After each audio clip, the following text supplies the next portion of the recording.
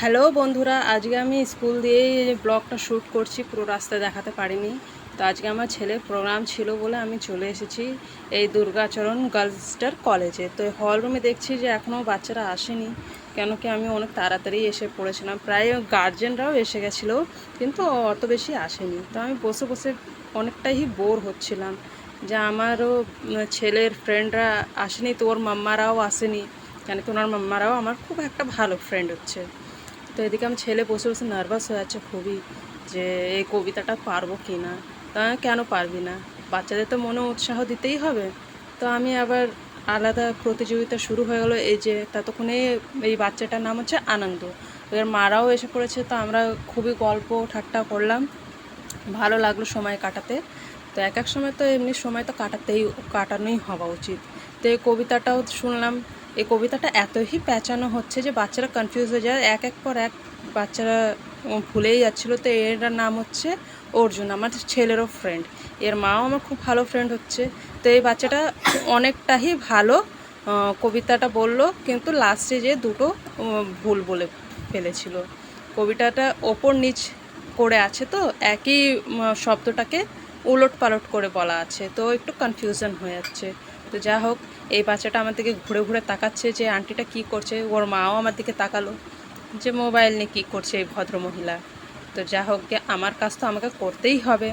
তো আমি এটা খুবই আনন্দভাবে সেলিব্রেট করলাম যে আমার ছেলের প্রোগ্রামটা খুবই ভালো লাগলো। তো হঠাৎ করেই দেখছি যে কনসোনেন্স প্রাইজ শুরু হয়ে গেল। তো প্রাইজ আমার ছেলেরও এই যে কবিতাটা শুরু হয়ে গেল, আমার ছেলে যে কবিতাটা বলতে নিয়ে হেসে ফেলেছে, আর আমারও হাসি এসে গেছে যে এই জায়গাটাতে ও ভুলে গেছিলো।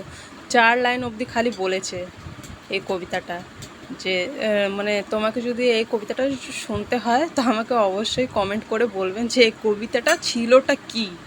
কেন কি এতটাই যে ফোনে ব্যাকআপ নেই যে আমি পুরোটা শ্যুট করি, তো এক হাতেই সব কিছু করতে হয় বলে অসুবিধাটা হয়ে যায়। আর আমি যেহেতু ওকে নতুন নতুন ইউটিউবার বেনেছি, তো আপনাদেরকে আস্তে আস্তে করে আমি এই শিকায়তটাও কম করে দেবো। তো আমরা আবার সব মানে কবিতা খুবই এনজয় করার পর আমরা কথা বলতে ব্যস্ত হয়ে গেলাম। হয়ে যাওয়ার পর হঠাৎ করেই দেখছি যে সবাইকে প্রাইজ দেওয়া হচ্ছে। আমি যে এটা আবার কি হলো, প্রাইজ দেওয়ার পর সব এক এক করে বাচ্চাদেরকে প্রাইজ দিয়ে দিল। কনসোনেন্স আমার কেউই আমাদের গ্রুপ থেকে কেউ ফার্স্ট সেকেন্ড হয়নি, সব হয়েছে দুর্গাচরণেরই বাচ্চারা। তো যা হোক, যাই হয়েছে ভালোই লাগলো দেখে। সবাই ওই যে প্রাইজ পেলো, বাচ্চারাও হ্যাপি, মারাও হ্যাপি যে কিছু তো পেলো। তো এটা তো বাচ্চাদের মনে উৎসাহ হয় যে আমরা মেহনত করলাম, ওর ওর কিছু তো পেলাম। তো আমরা সব প্রাইজ নিয়ে আমরা বেরিয়ে পড়লাম মায়েরা। তো আমি এনেও আমার একটা ফ্রেন্ড হচ্ছে মানে অর্জুনের মা, আর এটা হচ্ছে আনন্দর মা। তো সবাই নিজের নিজের বাড়ির দিকে রওনা হচ্ছে, আর আমরা কথা বলতে বলতে বেরিয়ে পড়লাম। তো আমি তো চলে গেলাম সিধা ওদেরকে বাই বাই বলে ফ্রুট কর্নারে ম্যাঙ্গো জুস খেতে। আমার ছেলেকেও খাওয়ালাম, কেন কি গরম এত বেশি পড়েছে, তো একটু তো গলাতে ঠান্ডা হওয়া চাই, আর একটু পার্টি তো ছোটি সি বানতি হি হে। তো আমরা ছোটো সা একটু সেলিব্রেট করলাম। আমার ছেলে দেখো ম্যাঙ্গো জুস নিয়ে খুবই খুশ যে মাম্মি আমাকে ট্রিট দিল আমাকে। এটা করলে তো বাচ্চাদের ভালো লাগে।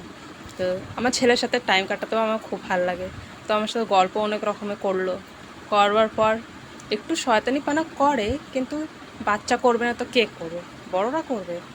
তো আমরা কথা বলতে বলতে বাড়ি চলে আসলাম। বাড়িতে এসে গেলাম। আপনাদেরকে যদি আমার ছোটো সব ব্লগ যদি ভালো লেগে থাকে, অবশ্যই লাইক শেয়ার কমেন্ট অবশ্যই করবে। দেখা হবে নেক্সট ব্লগে। টাটা।